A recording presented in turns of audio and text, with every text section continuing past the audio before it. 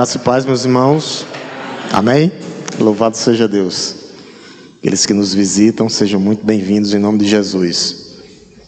Procurem irmã Liliana, tá? As professoras que estejam com desejo no coração de servir. A gente fez o trabalho do Verão Missões e a gente tem que dar continuidade.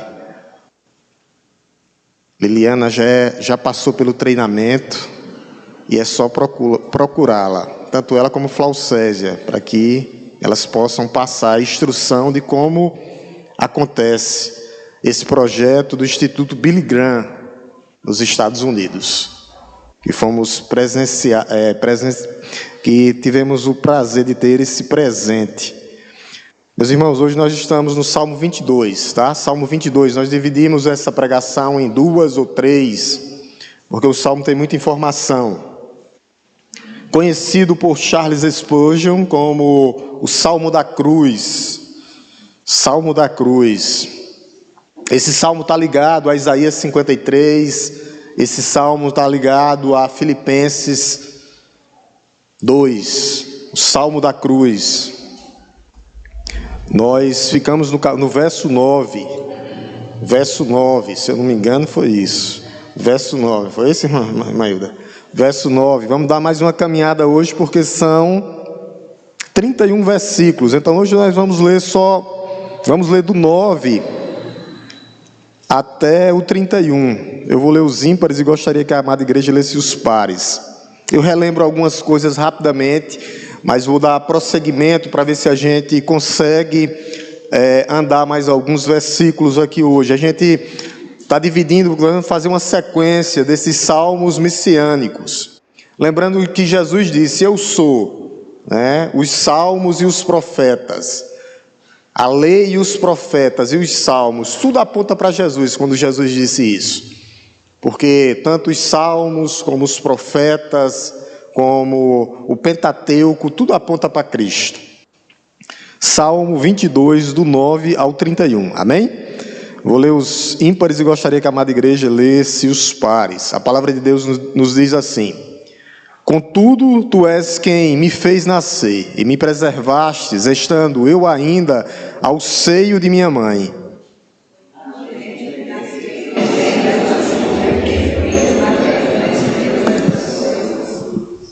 Não te distancies de mim, porque a tribulação está próxima e não há quem me ajude.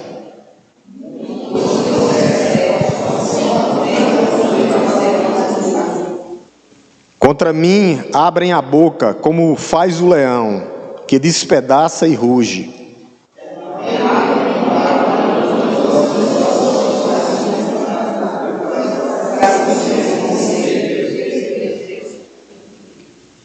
Secou-me o meu vigor, como um caco de barro, e a língua se apega ao céu da boca. Assim me deitas no pó da morte.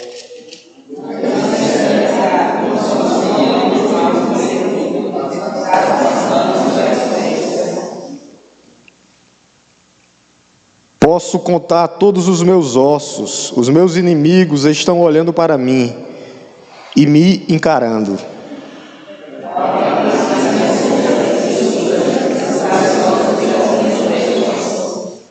Tu, porém, Senhor, não te afastes de mim, força minha, apressa-te em me socorrer.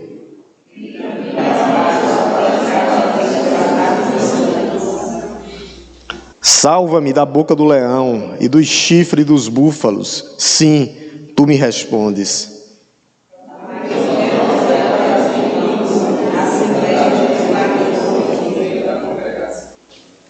Louvem o Senhor, vocês que o temem, glorifiquem-no, todos vocês, descendência de Jacó. Temam-no, todos vocês, posteridade de Israel.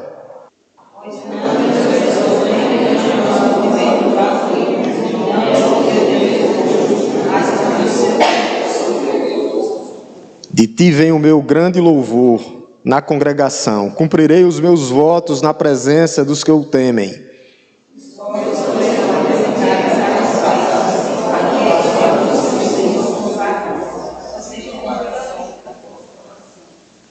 Os confins da terra se lembrarão do Senhor, e a Ele se converterão, diante dele se prostrarão todas as famílias das nações.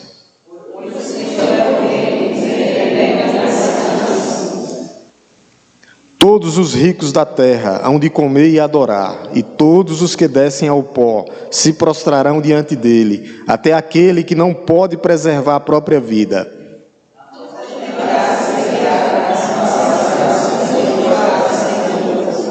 Virão e anunciarão a justiça dele ao povo que há de nascer, contarão que foi ele quem o fez. Amém? Louvado seja Deus. Deixa eu só lembrar algumas coisas, tá? Esse é um salmo de uma experiência que Davi teve com Deus, mas ao mesmo tempo é um salmo profético. Por quê, pastor? Porque Davi nunca foi transpassado às suas mãos, os seus pés não foram transpassados na cruz. Então esse é um salmo profético, de uma experiência que Davi teve com Deus, mas aponta literalmente para a cruz do Calvário, o que Jesus fez por nós na cruz do Calvário. São 3 salmos que nós, os comentaristas, chamam da trilogia de Jesus. Salmo 22, que é Jesus como nosso Salvador. O Salmo 23, Jesus como bom pastor. E o Salmo 24, todos eles seguidos, onde Jesus voltará para buscar a sua igreja. Então Jesus, ele dá a vida pelas suas ovelhas. Salmo 22. Salmo 23, ele cuida das suas ovelhas. Salmo 24, para fechar a trilogia. Trilogia porque eles estão seguidos, tá? 22, 23 e 24. Mas muitos salmos falam de Jesus. Salmo 24, Jesus voltará para buscar a sua igreja. Então é um salmo profético que aponta para Jesus. As suas mãos foram perfuradas, os seus pés foram perfurados. É um salmo messiânico. E é um salmo que está ligado literalmente a Isaías 53. Onde Isaías 53 descreve aos pés da cruz. O salmista Davi aqui também é como se ele estivesse aos pés da cruz, vendo a humilhação de Jesus, tudo que ele passou. A sua humilhação, o seu escárnio, onde ele sofreu e pagou e nos substituiu. Então, quando ele dá o grito de sofrimento aqui, no versículo 1, onde ele diz: Deus meu, por que me desamparastes? Não é um grito de derrota, mas um grito de vitória, onde ele paga, nos substitui. É o salmo que nós chamamos do salmo vicário, o salmo da substituição, onde Jesus substitui cada um dos que estão aqui hoje, na cruz do Calvário. É para isso que esse salmo aponta. Então, do versículo, nessa primeira parte aqui, a gente vê o sofrimento do Messias, aonde ele foi abandonado, tanto por Deus, naquele momento, como pelos homens. Há um grito de desamparo, como a gente viu aqui, logo no começo, no verso 1, onde ele diz: Deus meu, por que me desamparastes? Esse é o grito de abandono, mas também é o grito de vitória. E como foi dito, a gente terminou justamente no versículo 9, tá? No versículo 9, a gente deu essa caminhada. No versículo 9, a gente vê que no versículo 11... aqueles homens, o versículo 8, a gente vê que o verso 9 começa a zombaria. Eles zombam de Jesus, o verso 7 e o verso 8. Só para lembrar, tá? Verso 7 e verso 8. Deixe sua Bíblia aberta, só para a gente ver a zombaria daqueles homens. Todos os que me veem zombam de mim, fazem caretam e balançam a cabeça, dizendo: confiou no Senhor, Ele que o livre, salve, pois nele tem prazer. Vocês lembram em Mateus que todos esses homens, o Sinédrio, os judaizantes diziam isso?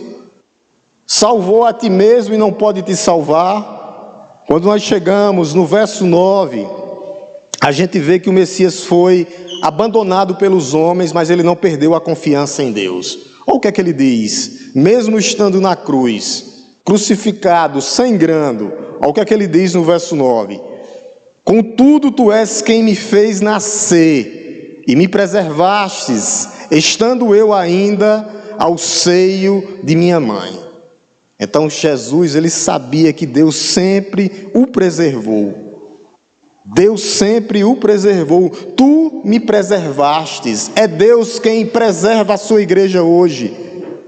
Nenhum homem naquele momento poderia fazer nada por Jesus. Poderia acudi-lo, poderia socorrê-lo. Ninguém poderia ampará-lo, porque era um propósito de Deus levá-lo à cruz do Calvário. Foi Deus quem levou Jesus à cruz. Os homens não tiram a responsabilidade deles pela morte de Jesus. Mas ele lembra do seu nascimento, é interessante. Contudo, tu és quem me fez nascer. Jesus aqui está lembrando do seu nascimento, aonde Jesus preservou ele no ventre da virgem. Ele nasceu, preservou ele na sua infância. O cuidado de Deus com aquele menino que tinha grandes propósitos. Nasceu em Belém, numa cidade que ninguém dava nada. Preservou ele durante a sua infância. Depois ele foi para o Egito, foi preservado também no Egito. O cuidado de Deus desde o ventre, desde o nascimento. Jesus continua falando dessa preservação. E nós temos que trazer para nós hoje. Deus é quem nos preserva. Olha o que é que ele continua dizendo. Ele continua falando dessa preservação no verso 10. A ti me entreguei desde o meu nascimento, desde o ventre da minha mãe, tu és o meu Deus. Ele nos conhece desde o ventre da nossa mãe. É Ele quem nos preserva. Jesus nunca teve dúvida de que foi preservado. E Ele continua cuidando da sua igreja. Amanda, eu queria que você colocasse aqui o Salmo 145, do 18 ao 21, para que a gente perceba que Deus, Ele preserva a sua igreja. Qualquer coisa, do 18 ao 21, está aqui, ó. Eu vou ler os pares e gostaria que a amada igreja lesse os ímpares, tá? Do 18 ao 21, olha o que é que diz. Perto está o Senhor de todos, ó. Todos quem? Os que invocam, desde todos os que invocam em verdade. Verso 19, igreja.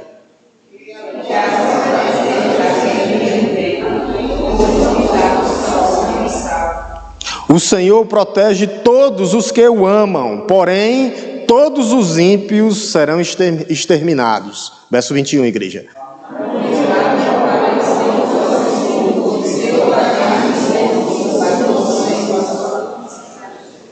Então Deus, Ele preserva aqueles que Ele o ama. Deus preserva aquele que invoca o seu nome.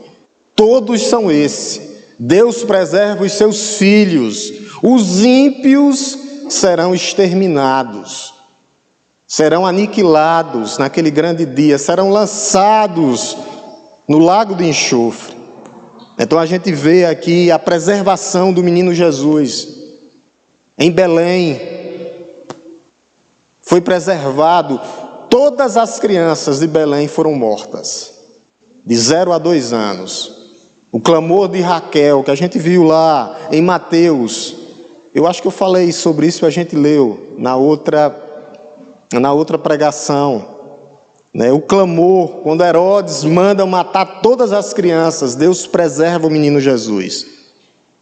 A gente vê também a preservação do menino Jesus no Egito. Não faltou nada, os magos chegaram, e aquilo ali serviu, o que foi dado para ele, para manter ele aquele período até a morte de Herodes o Grande, para que ele pudesse voltar para Jerusalém,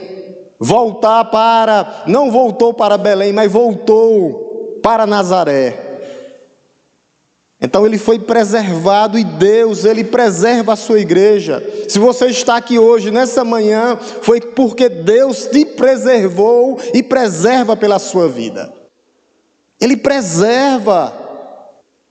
Quando a gente lê do verso 12 ao 21, Jesus está sendo aqui condenado à morte. É a condenação de Jesus à morte. A gente vê o sofrimento literalmente. Aqui, Davi, percebe que os judeus e os romanos, eles são como animais irracionais. Literalmente, como diz Hernandes Dias Lopes, são bestas fera. Estavam feitos bestas, como animais indomáveis, para levar Jesus à cruz, para matar o nosso Senhor.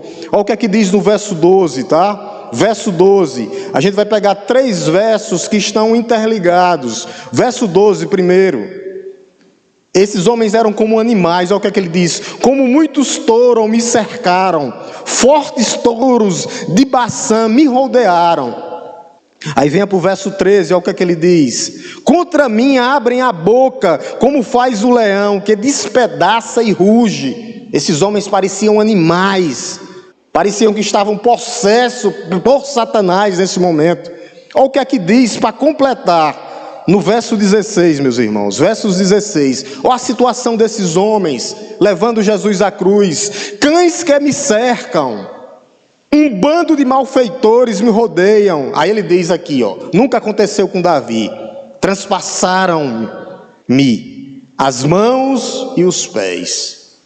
Literalmente era nosso Senhor e Salvador Jesus Cristo. Era a pena de Davi, falando do sofrimento vicário de Jesus. Por isso é um salmo profético. Ele diz que eles eram cães atrás de carniça, nos muros de Jerusalém. Só o que havia eram cães, carniceiros, para atacá-lo, para matá-lo. Era literalmente uma conspiração para matar o nosso Senhor, para matar o nosso Salvador. A agonia de Jesus sofrida na cruz do Calvário naquele momento, sendo chicoteado, passando por agonia, dor, fadiga, sofrimento. Olha o que é que Jesus diz no verso 14: olha o sofrimento do nosso Senhor. Derramei-me como água e todos os meus ossos se desconjuntaram. Meu coração fez-se como cera, derreteu dentro de mim. Os ossos de Jesus não foram quebrados, mas é como se eles estivessem desconjuntados. Todos, por causa do chicote romano, feito de ferro, ossos, no corpo de nosso Senhor. A agonia de Jesus, naquele momento ele sentiu sufocamento, sede e agonia.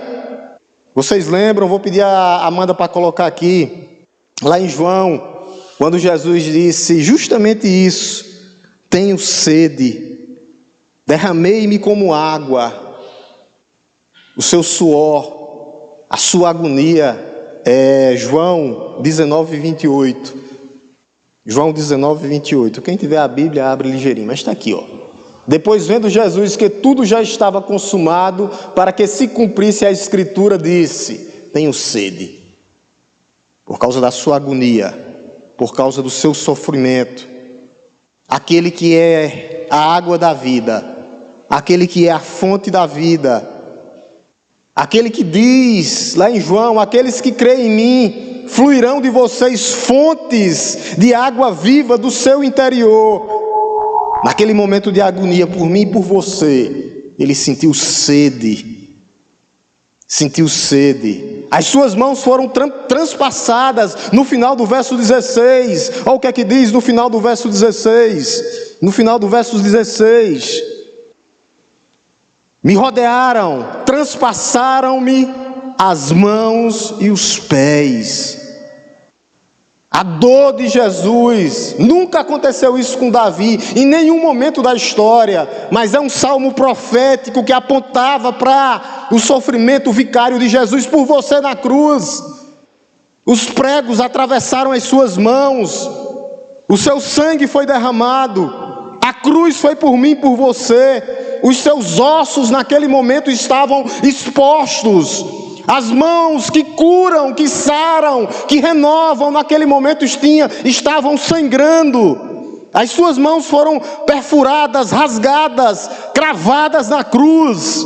É isso que o salmista diz: transpassaram-me as mãos e os pés. Foram perfurados, rasgados, cravados na cruz.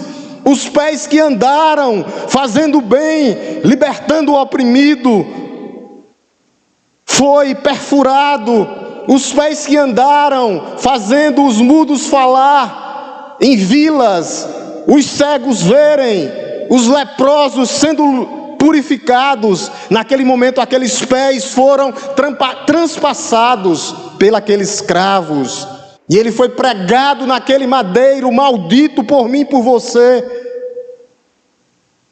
As mãos que curam, as mãos que te fez no ventre da tua mãe, a mão que sara, a mão que está estendida por você, os pés que caminham para sarar, curar e tirar as pessoas da escravidão do pecado. Naquele momento estava pregado na cruz. Foi isso que aconteceu por mim e por você. Os seus inimigos ainda dividem as suas vestes. Salmo profético. Nunca dividiram as vestes de Davi. Verso 18. Repartiram entre si as minhas roupas, as minhas vestes, e sobre a minha túnica lançaram sorte. Tudo profético, está todo interligado. Amanda, João 19, 23, 24. Abram suas Bíblias. Está tudo interligado, ou cruzado, como a gente diz, com a cruz de Cristo. João 19, 23, 24. Olha o que ele diz aqui: os soldados repartindo as suas vestes. Os soldados, verso 19, 23 e 24. Vou ler, os irmãos acompanhem. Os soldados, pois, quando crucificaram Jesus, pegaram as suas roupas, pegaram as roupas dele e dividiram em 4 partes, uma parte para cada soldado. E pegaram também a túnica, a mesma coisa do verso 18. A túnica, porém, era sem costura, toda tecida de alto a baixo, verso 24.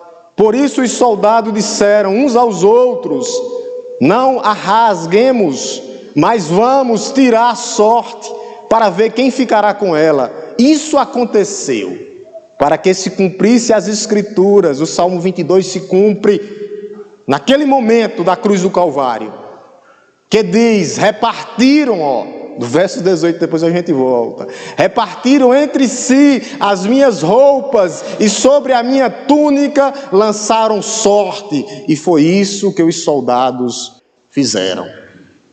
Salmo profético. Voltando para o Salmo, o verso 18. A mesma coisa que nós lemos agora. Repartem entre si as minhas roupas, e sobre a minha túnica fizeram o quê? Lançaram a sorte, para ver quem ficava com a túnica do nosso Senhor. No verso 19 ao 21, Jesus continua o seu grito de socorro. A agonia continua. Ele pede para Jesus apressar para socorrer ele. Olha o que ele diz no verso 19: tu, porém, Senhor, não te afastes de mim, força minha, apressa-te em me socorrer. A gente vê que Jesus, naquele momento de dor, momento de angústia, o grito de socorro continua. Se você tem dúvida que Deus te ama, olhe para o que Jesus fez por você na cruz do Calvário.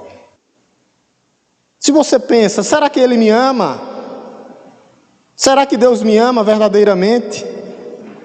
Olhe para a cruz do Calvário, olhe para o amor sacrificial, olhe para o amor incondicional de Jesus. O amor de Jesus foi cravado na cruz do Calvário. Com a sua pena foi dito lá: eu te amo. É esse o amor de Jesus por você. Deus nos ama quando nós somos bonzinhos? Não. Deus nos amou quando nós ainda éramos inimigos, pecadores.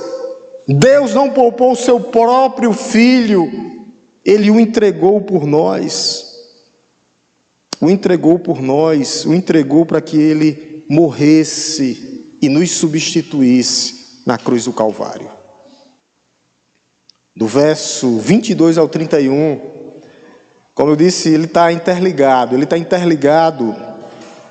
com vários outros textos. Isaías 53, Filipenses 2, que Jesus, ele foi humilhado, morto, sepultado, mas depois ele foi entronizado.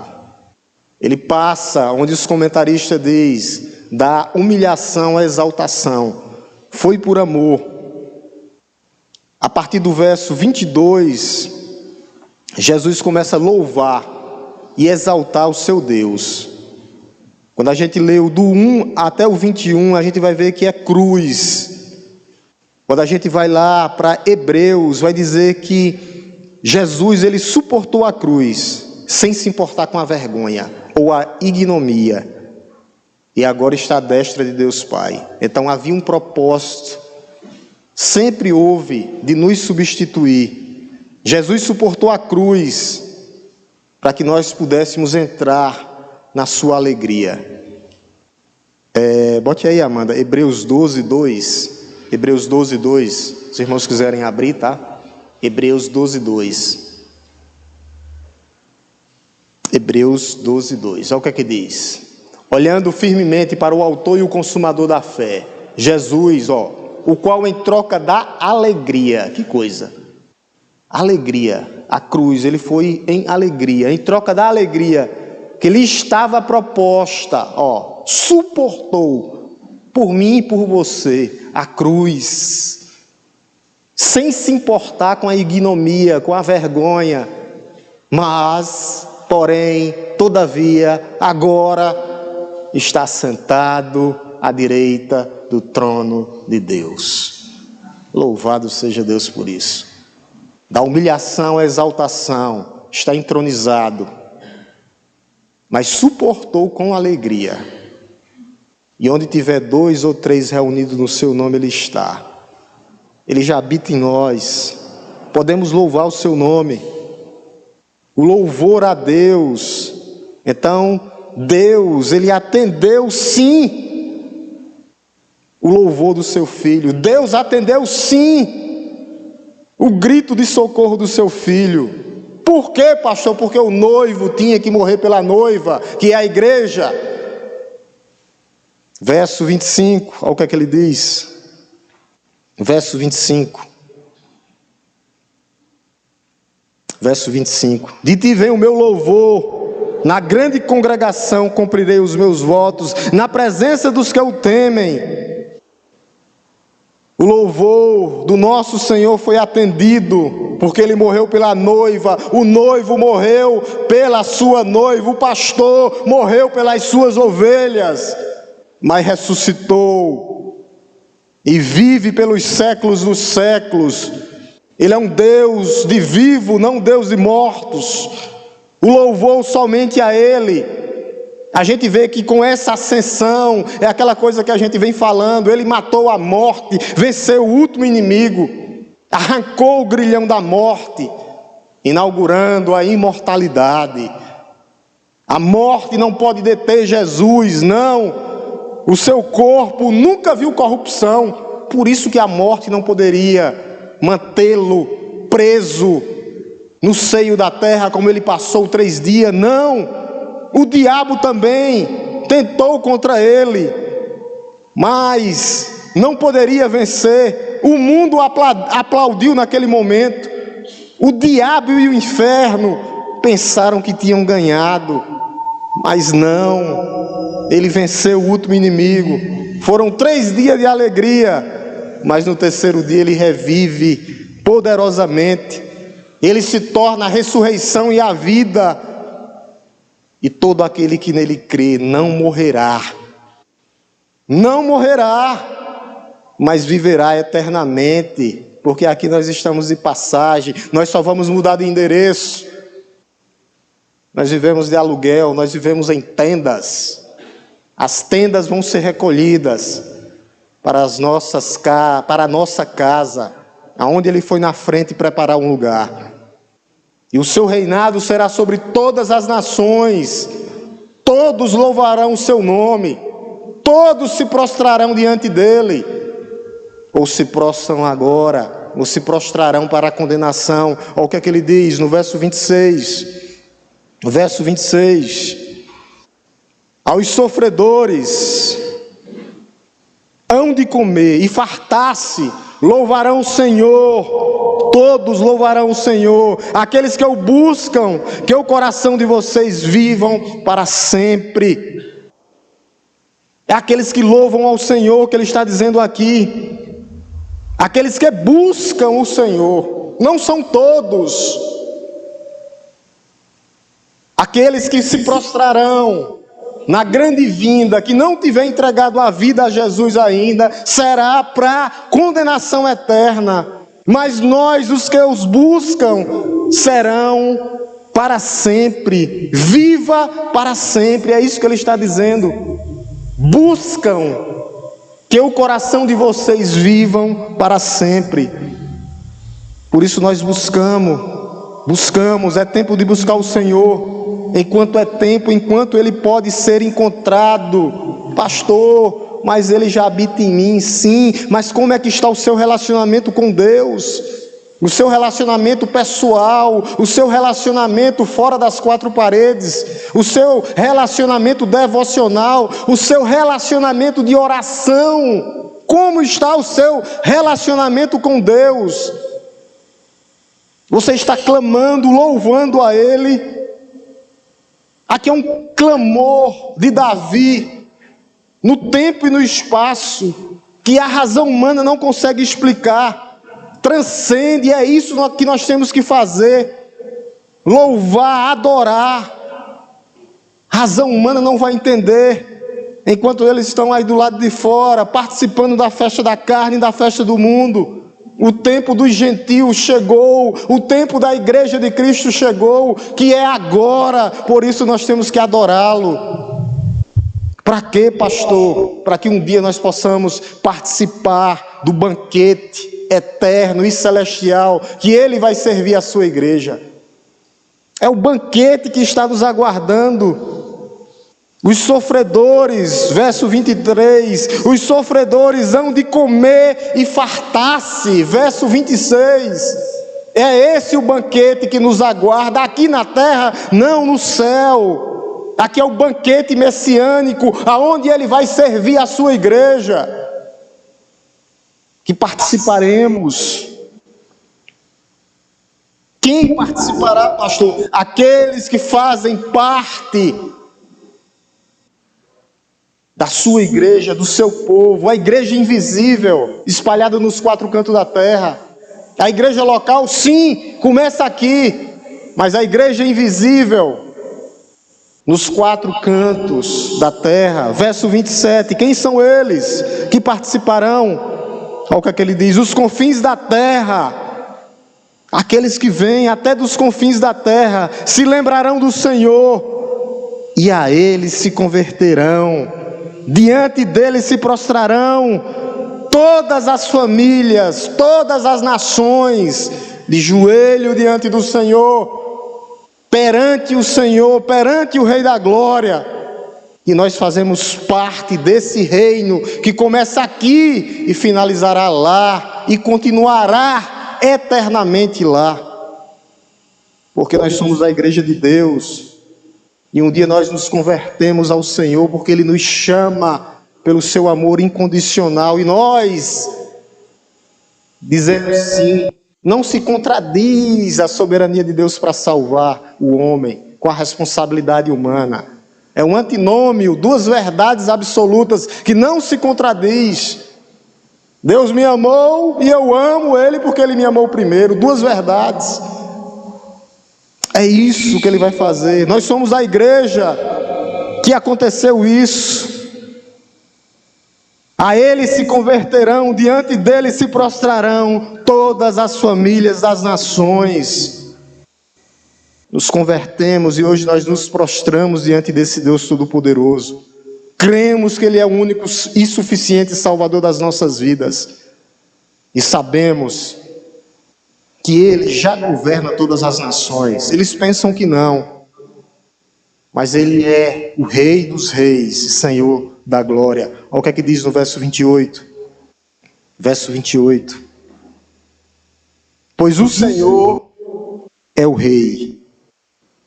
É Ele quem governa as nações.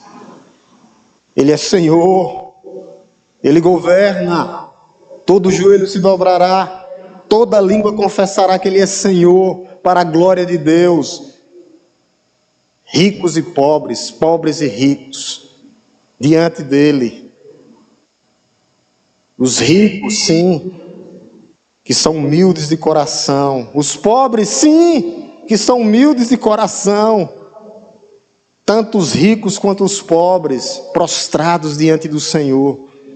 Porque há uma promessa que o Senhor é Rei sobre toda a terra. Ele é Rei sobre toda a terra. Olha o que é que diz no verso 29, todos. Verso 29, todos ricos da terra hão de comer e adorar. E todos os que descem do pó, os humildes, se prostrarão diante dele. Até aquele que não pode preservar a sua própria vida, ele preserva por nós. É Ele que deu a vida, é Ele que tira a vida. Há uma promessa que Ele é Senhor e Rei sobre toda a terra. Amanda, coloca aí Zacarias 19, 14, 9, eu creio que é. Se não for, a gente passa. Olha aqui. O Senhor será Rei sobre toda a terra. Rei sobre toda a terra. Rei sobre as nossas vidas. Naquele dia, um só será o Senhor, e um só será o seu nome. Está chegando esse grande dia. É o dia da segunda vinda do nosso Senhor e Salvador Jesus Cristo. Aqui ele está falando da segunda vinda, mas ele já é Rei sobre tudo e sobre todos. Rei sobre tudo e sobre todo, Rei sobre as nações, Rei sobre a terra, Rei sobre o mundo, o Rei do universo, aquele que formou a terra e sustenta a terra com o poder da sua palavra. E ele encerra no verso 30 e 31, falando o futuro das nações. O futuro da sua igreja, as nações aqui são a sua igreja, aqueles que vão estar prostrados diante de Deus, aqueles que não vão se apostatar da fé, vão abandonar Cristo. Olha o que é que diz no verso 30: a posteridade o servirá, e se falará do Senhor a geração vindoura. Esse é o papel da igreja, para que nós possamos formar a próxima geração. Fazer o quê, Senhor? Fazer isso aqui. A posteridade o servirá, nós só precisamos servir, que Ele veio para servir também. E fazer mais o quê, pastor? E se falará do Senhor a geração vindoura. É responsabilidade da igreja formar a próxima geração. Responsabilidade da igreja formar a próxima geração. Nós temos que falar do Senhor. Do Senhor. Dessas bênçãos que não serão temporais, mas serão eternas. Em Cristo Jesus. A ênfase da igreja não é o que nós fazemos, mas o que Cristo fez por nós. Nós temos que falar e formar a próxima geração. Como é que a igreja vai continuar se não existe a próxima geração? Se nós não cuidarmos dos nossos pequeninos, se nós não cuidarmos dos nossos jovens, orientando eles, é isso que a igreja tem que fazer.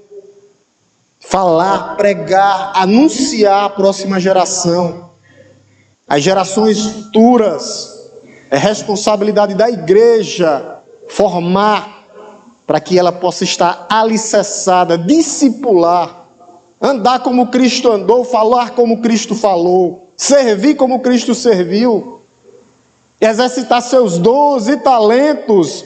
Os dons são para a edificação do corpo, não para a sua, e para glorificar a Deus. Se eu não estou exercitando meus dons, tem alguma coisa errada para comigo. Por isso a ênfase é Sirva, exercite os seus dons. Foi feito o convite aqui. Quem irá se nós não formos? Quem falará se nós não falamos?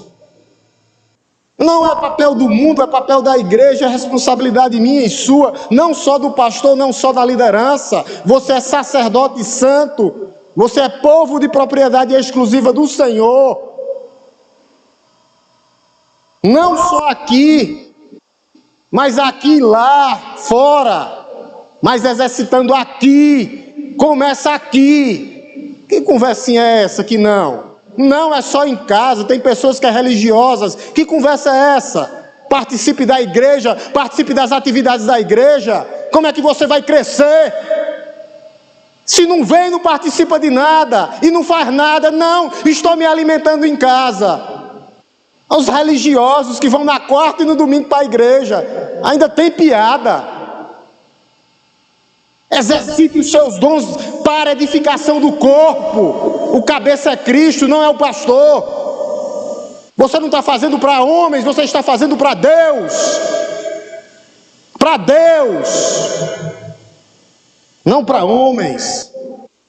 Essa conversinha de que não vou servir. Servir, meu irmão. O teu Senhor veio e está mandando aqui. A posteridade servirá, servirá, servirá. Para edificar, para formar uma base de sustentação forte e sólida, solidificada no Senhor que é a rocha eterna. É isso. Se não for isso, não é igreja. É isso a igreja do Senhor. É assim que a igreja avança. É assim que a igreja cresce. No poder do Espírito Santo de Deus, é claro. Uma igreja cheia, uma igreja que exulta no Senhor, mas que ama o seu irmão e o seu próximo. É muito fácil criticar a sua igreja. Não, o que aconteceu na outra igreja foi maravilhoso e na tua igreja. Tudo o que acontece aqui é para a glória de Deus, não de homens. É Deus, somente Ele. Por isso no versículo 31 ele diz: virão e anunciarão. É isso, a justiça dele. Esse é o papel da igreja. A justiça dele. E o salmo termina e diz assim, no final, isso é lindo: e contarão o que ele fez. Foi ele quem fez.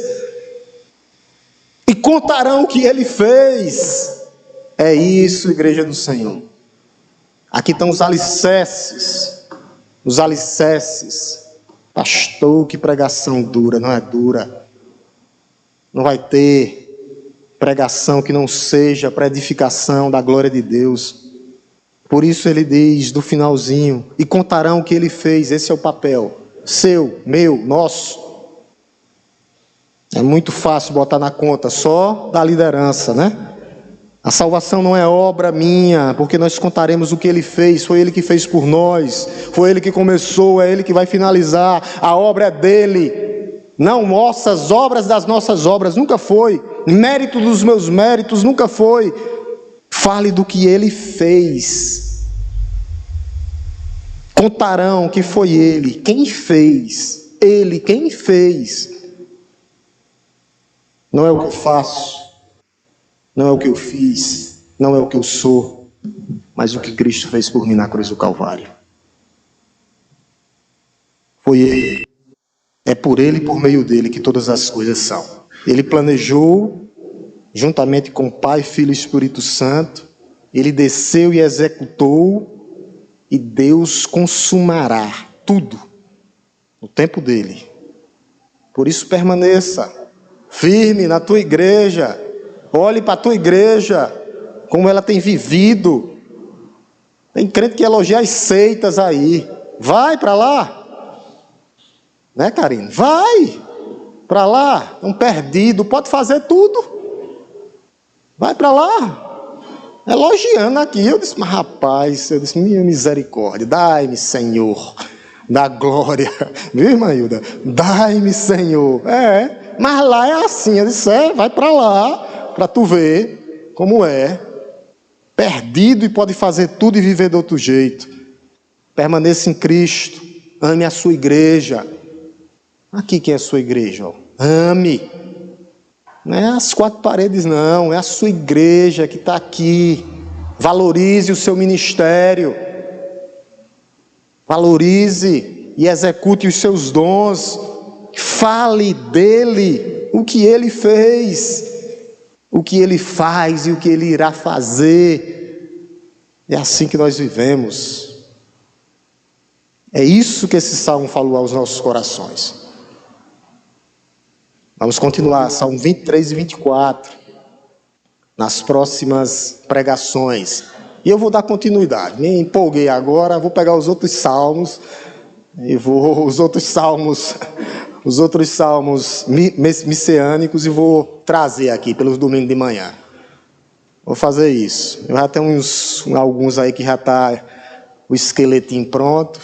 Depois eu coloco munição dentro dele e trago para a igreja. Em nome de Jesus. Vamos orar? Nossa divisão de salas. Agradecendo a Deus por essa manhã. Oremos. Te louvamos, Deus Todo-Poderoso, Criador dos céus e da terra. Te bendizemos, ó Deus, pela Tua palavra, pelo Teu amor, pela Tua graça, pelas Tuas misericórdias, porque nós vimos aqui, ó Deus, o que o Senhor fez por nós. Esse salmo messiânico, o Senhor nos substituiu na cruz. O Senhor levou sobre si os nossos pecados, pelas Suas pisaduras fomos sarados. Estamos hoje aqui, ó Deus, com esse propósito de anunciar a palavra de Deus, de falar desse evangelho bendito, do que o Senhor fez por nós, não pelo que o Senhor fez, mas pelo que o Senhor é, o Deus Todo-Poderoso, onisciente, onipotente, onipresente, que está em todos os lugares, que cuida da vida da Tua igreja, ó Deus, que vem cuidando nas tribulações. Em Cristo nós somos mais que vencedores. E cremos, Senhor, que os Teus propósitos, todos eles serão cumpridos na vida de cada um aqui, na vida da Tua igreja, a igreja local, a primeira igreja batista, mas a Tua igreja espalhada nos quatro cantos da terra. Ó Pai Santo, que o Senhor nos dê força para nós prosseguirmos, ó Deus, para que nós possamos, ó Deus, andarmos juntos, unidos, juntas e medulas, todo o corpo unido, Jesus como cabeça, guiando, direcionando a sua igreja. Nos abençoa, ó Deus, nessa divisão de sala agora. Abençoa os professores, abençoa, Pai Santo, cada irmão matriculado em sua sala. Ó Deus, para que nós possamos, ó Deus, continuar sendo edificados pelo Senhor e sendo edificados pela Tua palavra. É isso que nós te pedimos, ó Deus, e já te agradecemos, no nome santo e poderoso de Jesus. Estamos divididos em salas.